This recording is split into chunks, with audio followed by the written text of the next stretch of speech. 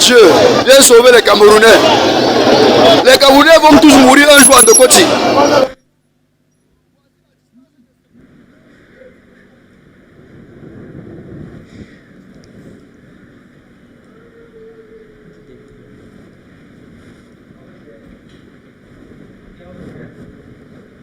Okay, let's have now a picture image from the technicians before we continue.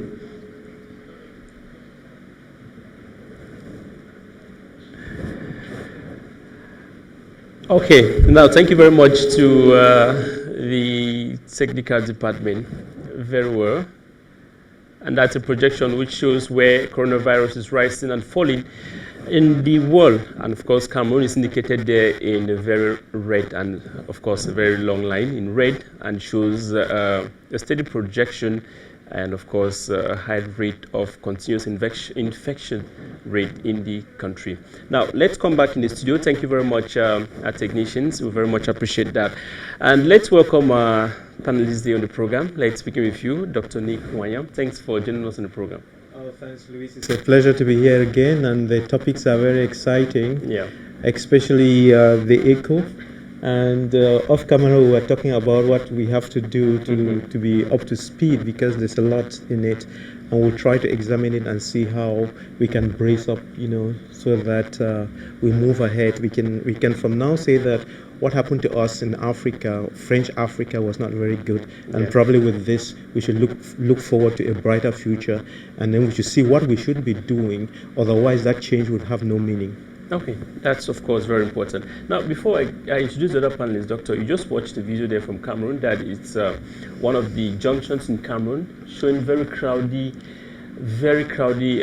cities. And if you watch keenly that video, you realize that not up to 5% of those who were in that video were putting on the masks. And the projection equally from Cameroon shows that the rate of infection it's steadily increasing. Yes. Now, what do you have to say about that? This is coming after President Biya said the wearing of masks is obligatory. Cameroonians are not respecting that. That's right. This video is circulating. The video and that picture, they are circulating on social media, and that video comes from Ndokoti. Ndokoti is one of the biggest carrefour in French-speaking Africa, and as you see there, it's very difficult to go through there. I mean, there are people just about everywhere, and if you look at the pictures very well, they're hardly wearing masks. Yeah. I think this was done only about 2 days ago or so, and you see, with this, you can understand that the disease is really going to spread. And then, if you look at the other picture too, that shows that graphic representation, how the disease is progressing, is progressing or what's the word, or reducing in other nations. But you see that Cameroon is accelerating very fast. So it's we have to ask the right questions. Are we doing the right thing? Is it something that we are doing that is not right? And before. When the disease just started and we asked people to wear masks and so on, it was not like this. Yeah. But as soon as the bars were opened, then people let go, and it was like it was an indication that it's not as bad as has been said. So let us just do it as we wish. See the people on the motorcycle. So it's very bad, and we really need to do something about it. Otherwise, before long, we'll be burying a lot of people. Now let's get to our main two topics for the day. We're looking at West Africa, where France has adopted a bill ratifying the end of the CFA francs, and what we're asking this day is what will change. Now, Dr. Nick, now you just heard on Wednesday France ratifying the bill to end the use of the France CFA in 8 West African countries. Now, does this come like a good news? Yes, it's welcomed news, because in 1950, was it in 59? Just before independence, there were those clauses that France got all her colonies or whatever to sign, and which were draconian, which were enslaving, which were impoverishing. And then, if you look at African countries that were colonized, so to speak, by England, and then those that were by France, there's a difference in their level of development and behavior and many things that they do. And so you can rightly say that this colonial attitude has been very demeaning for French West African countries. And when we say that we are putting it aside, I can begin to see better days for French-speaking African countries. Yeah. That's already a step in the right direction, but it's taken France a very long time to realize that they were doing a wrong thing. And one might say that probably they are doing it out of good faith. It's not out of good faith, I think. It's just that times change. And I like this expression from Pidgin: if you play politics, politics could play you. A lot of things are happening, and many Africans have gone to school and are beginning to ask the questions, and the temper is rising, and therefore there was a need for something to give, and they have done just the right thing to give. Besides the Africans, you see that the way France and Paris were presented to Africans, it was like, if you're a black African and you don't go to France or Paris, it looks like you are a nobody. So there was this drive for people to show that they have arrived by going to France and going to Paris and then doing whatever and coming back. So that now caused a wave of Africans to flood France, flood Belgium and flood them, and they can no longer contain this influx, and therefore they are also looking for ways and means of stemming that and getting Africans to stay in their countries. So one way or the other, they were supposed to change something so that something can also begin to happen under our own skies for us to breathe some fresh air. There's no reason why I should want to go and stay in France, or my child should go and stay in France. Why don't we stay here? This is the best place that God gave us, and just because we are not managing it well, just because we are not doing things well, that's what is pushing people out. So this is a new era where we are going to learn how to do things differently, and then this is going to be the paradise. Actually, Cameroon will set a good example. This is going to be a paradise, and you see things coming back. Which comes to still the initial initiative of West African states to change the present currency to ECO.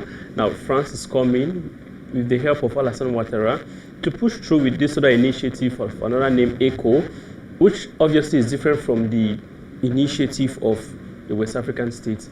How do you look at this? Do you think France is helping to facilitate the achievement of a currency, or do you think France has a hidden agenda to continuously benefit from its African or its former colonies? Thank you. I just want to step out a little bit and have a bird's eye view of what is happening.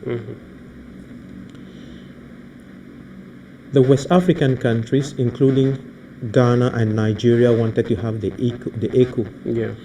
And we all agree that if they had had it the way they wanted to, that would have been the best thing that could have happened to them. But another giant steps in and then does something that probably they're not very happy with. Like Lena was saying, he says that probably has only a 5% positivity. Now I would say it's not as low as that. Let's assume that if the ECO that they are having is the one that involved the original plan with Nigeria and Ghana, we would say that they would have had a 90% success, right? This other one that comes with 14 countries without Ghana and Nigeria. Now at the moment it's just 8. Yeah, I would drop the gains to 60%. And Lena also asked a very important question: what is happening to the CFA in Central Africa? I would imagine that this is an experiment that is starting in West Africa, and then it would gradually creep over to us. But just like he says the people in West Africa are more dynamic and more aggressive than those of us in Central Africa. And he's right on that score. But there's no way you're going to have the ECO over there and the CFA will continue to limp on this side. The forces of nature would tip things over. Now, there is something, again, that you and I were discussing off camera, that all African countries must understand. I think this is the basis of our death or of our success. And if you don't understand this, let me just leave it there and state it in another way.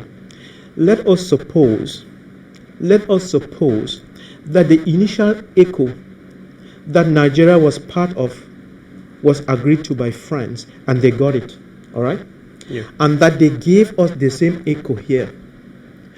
Watch my lips, our economy will still not do well because there's an ingredient that is lacking in the soup. And that ingredient is more important than anything else you can talk about. Yes, having your currency is very, very important, but there is something that if we don't understand, we will still be slaves. It doesn't matter what happens. And this is it. In very simple words, it's called the DIY, do it yourself. And I got so pissed off when I went to the supermarkets here sometimes to shop, and I was talking to the ladies who's the floor manager, and I was asking her, why don't we have a lot of made in Cameroon stuff on the shelves? And then she was lamenting with me that they have tried very hard and they cannot go past 5%. The law in Cameroon actually says that, the law, I hope I'm quoting it right, that when you have a supermarket in Cameroon, the minimum of 10% of the goods on the shelf should be made in Cameroon. But she was telling me that they have a lot of difficulties even trying to get up to 5%. Which tells you that 95% of all the goods on the supermarket, I don't know how many supermarkets we have in the whole nation, are all imported. That's just how bad it is. That's the problem. That is the problem. Until you change that and make sure that 75% of the things on your shelves are made in Cameroon. When I'm saying Cameroon, replace it with any other country in Africa. If you cannot change that, call your currency anything. Do whatever you like with your currency. It still will not change the facts. And again, you remember we were talking off camera a moment ago. We were examining the black mindset. There is something wrong with us blacks and we need to face it and correct it. It has nothing to do with Cameroon now or just West Africa. Let's go to America, which is a liberal society. There is something wrong with the economics amongst the blacks in America. And it's the same thing that is bugging us here. If you go to America, to the black neighborhood, let's say you go to Washington, where blacks are crowded, yeah, you would think that the stores that are selling food would be owned by blacks. You would think that the dry cleaners shops are owned by blacks. You would think that the little businesses are owned by blacks. No, they are owned by Asians. That means they have all the blacks there, as many as they are. They all queue up and come to buy from the Asian shop. And it is said that when money, if you give $1,000 to a black, $1,000 to an Asian, and $1,000 to a Jew, when the Jews take the money in their hands, it stays with them for 27 days before it goes out. With the Asian, it stays about 14 days, I can't remember. But with the blacks, it's just 6 hours and it's gone. And therefore, there is something that we need to change in our mindset. We spend, but we don't know how to make money. We don't know how to create wealth. And we have to teach now in our schools how to generate wealth. That is the key. To tell you that when these guys came and colonized us, they gave us the wrong kind of education, and we have been celebrating the wrong things and having graduations over the wrong issues. We have to do what China did many years back. Up to about probably 40, 50 years back, China was not as good as they are now. And their leader did something. He went into their universities and all their programs. He said, bullshit, we don't want any of this. And he changed 70% of the courses and the programs or whatever in the universities. He changed them into polytechnics. That is polytechnics, so that the children learn technology, the children learn how to transform things and so on. And they went to the West and stole technology and brought there and encouraged companies from the West to come and invest there. And that's why China is booming today. Now, if you and I are going to be doing our own kind of economics, where we go, and this is one stupid thing that we do. You see, all we have a forest. We didn't plant it. God gave it to us. Then the government tries to regulate how it is managed. Then some of our brothers, we go to the ministry because we have brothers there. We are given a license to exploit the forest, and we are so dumb that we take the license and we sell it to an Asian or to a Frenchman, and then we sit and we are drinking, then the Frenchman goes into and does whatever he wants, gives us pennies, and then carries the wood away unprocessed. So that is the illness. Until we are responsible enough, our disease is irresponsibility and ignorance. Until we cure ourselves of these two diseases and begin to bring discipline into what we do, we begin to bring common good into what we do, we begin to understand the world as beyond ourselves. We are so selfish, so corrupt, we think only of ourselves, and that is what is killing us. We need to change our educational system so that our own children can do it themselves. We need to go to China and study and copy what they are doing, so that our children in Africa can become like those Chinese children. What I'm saying in essence is this: do whatever you want with the currency, argue from morning till evening, but if you don't change this little bit and begin to grow the rice that you eat, and begin to grow the fish that you eat, and begin to make the cloth that you wear, and begin to make your own tablets and injections, and build your own bridges, build your own railways yourself, build your own cars yourself, build your own cell phones yourself. If you don't do that, you are still a slave. Thank you. Dr. Nick, you had to react to the first caller. That's right.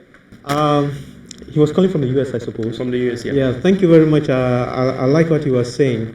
When we are talking on a platform or like on television like this, I could say one thing and you understand it another way, but probably I will go over it just so that we are very clear on some issues. What you have said is really correct. And when we are talking about money, there are three positions: position A, B, and C. Currently, with the CFA, we are in the worst position. That's that position C, where we are slaves. And what would be the best position that anybody would wish to be at is position A, where you have your own currency. We are not arguing about the advantages of having your own currency or whatever. So that position A is the greatest place to be, and if you can have it, that is great. But now, when you're dealing with someone who is a little bit smart and then is hitting you under the belt and is pushing you into a position B, well, as of now, they're in the position B. I don't know whether when it comes to Central African states, we'll be smart enough to get to position A. But in that position B, I'm only saying, fine, you're in the position B. Look around again and see what else you can do to improve on your situation. And I was just pressing on to say that even if you're on position A and you don't do what I was saying, you will still not be liberated. You have to be, what's the best situation? Be in position A as far as money is concerned, that is, have your own money, and then go ahead and be as good as the South Koreans, the Malaysians, the Israelites in technology, in production, and whatever. But if you have the money and you are not producing anything, and you lack entrepreneurial skills, you lack technology, you lack leadership and managerial skills, if you lack all these things, you will still not make it. That's all I'm saying. So to be good, let me just, because many people are listening to us. To be good, have your own money. You have the governance of your own money and you decide what you do with it. And you don't have to ask anybody or take anybody's permission. That's the best position. Once you have your money in hand, do the other thing, which is solve your own problems yourself. Like when Lena was talking, Lena was saying, oh, we have a lot of human resources. No, he didn't do his research. What you are calling human resources is you are only counting the number of universities we have and the number of master's degrees and PhDs. That's not it. Those PhDs and no, that's not it. You are counting that one, you get it wrong. If you are just counting the demographics, you get it wrong. It's about people who have the capacity to make it happen. You see, the question is, how many people can grow rice industrially in Cameroon? That's the question. How many people can feed, do you have 10 people who can feed all of Cameroon? No. That's the capacity we are talking about. Yes, we have a lot of people, but capacity is lacking, and we need to work on that capacity. And we know that capacity is lacking because to do our roads, to do every little thing, we have to go and bring people from abroad. While we are sitting and drinking, they are doing the job for us. After that, they take the little money back with them. Number one, have your money. Number two, do the dirty work yourself.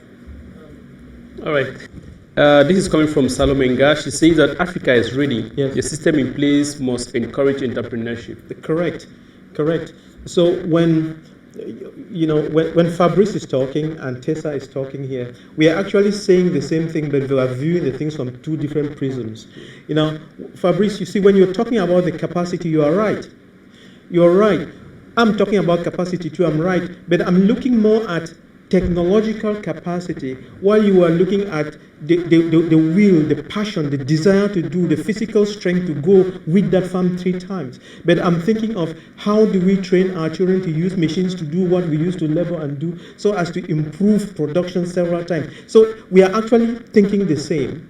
While we are saying, yes, we have the capacity for physical strength, the energy and so on, but in this new age, yes, you have to have the passion. Yes, you have to be strong, but you don't depend on physical strength to make things happen. You depend on understanding and the use of technology, and it's that technology part that I was looking at, and then leadership, entrepreneurship, all those soft skills. All right. I would like to add something. I would like to ask you a question. Yes. You see the diaspora as a possible means to work on that aspect. Correct. That's a beautiful question. You see, if you look at what is happening in our countries, we usually ask French people to come, French technicians, French people, Chinese, South Koreans, and so on. They come and we pay them huge monies. But our own children are out there. And a good example, you've seen this lady, the Riteni project. I'm sure you've heard about the Riteni project. This German, she's a Cameroonian, a German, and they've been coming. The name is just flipping out of my mind. They've been coming to Cameroon. I think this is about their 5th time now, where they try to see how they can create that bridge where all of these, our sons and daughters from the diaspora, can get a foothold back at home and cause that transfer of technology. That is the way we should go, because we have so many. I think there are about 5,000 engineers, Cameroonian engineers in Germany or something like that. That's the answer. Yeah, that is it. Saying. Yes. So we need to correct our management, correct those financial things, and open the doors so that our people can come in. For instance, if I were in a position of strength, what would I do? I would just, I would say, all of you out there, buy the machines that you need, buy whatever you need, just put them in the ship, come. You are not paying any custom duty, you are paying nothing, just come. We give you land, we do whatever you want for you. They create those companies and create jobs and teach our children for the next 10 years. You don't pay any damn franc to any person, but just make sure that you take on 500 kids, 1,000 kids in your unit and train them, and we give ourselves a time limit. In 10 years we beat China. But that's what we are trying to say, that we have the skills, but now we need to reorganize the whole system. We have our ECOA, if they say, and the next thing is that we develop the links with our diaspora. I think you are right. We need to bring all these things together. We should not be afraid. We can make the step. It's already time for it. You are right. Yeah, of course, it's a very broad topic, and we're very much going to be looking at it keenly and following the developments on how the ECO replacing the CFA is going to look like in the 8 West African countries. We shall be putting an eye on that keenly. But then let's talk a little now about the COVID-19, the coronavirus, which has touched about 55 countries in the African continent. Just recently, there was heated debate and several calls for the WHO to recognize what Madagascar has been doing so far with its COVID organic in the fight against the coronavirus. And on Wednesday, the head of the WHO, Tedros Ghebreyesus, was in contact with the Madagascar president, André Rajoelina. He congratulated Madagascar on the work they are doing in the fight against the coronavirus and said they are going to be signing an undisclosed clause with Madagascar. Now, Dr. we look at the appreciation which is coming after Madagascar slams the WHO, calling other African countries to, leave the WHO because he thinks that they are not working in the interest of Africa. He had first of all said that this World Organization is not approving the COVID organic coming from Madagascar because it's an African make, it's coming from a poor African country. Now, World Organization has reacted recently. How do you welcome this reaction from the WHO? Thank you very much. You give me an opportunity to try to walk around some of the concepts and the misunderstandings that are going on so that we really know what is going on. And I think COVID-19 is something, it has never been there before. It came and then created this pandemic. And the good thing about COVID-19 is that it has shaken all foundations. Yeah. It has shaken all foundations, and it has, you know, when a foundation is shaken, then some closets in which some things were hidden, those closets open, and then we get to see what was inside. You know, up until now, my belief was that a white man was a great person and you could be trusted and so on. That was, I mean, you know, they were great people. Whatever they did was good and so on, except of course for the, you know, some other things that we will not say here. But you would think that when a white man is telling you something, just believe it without arguing.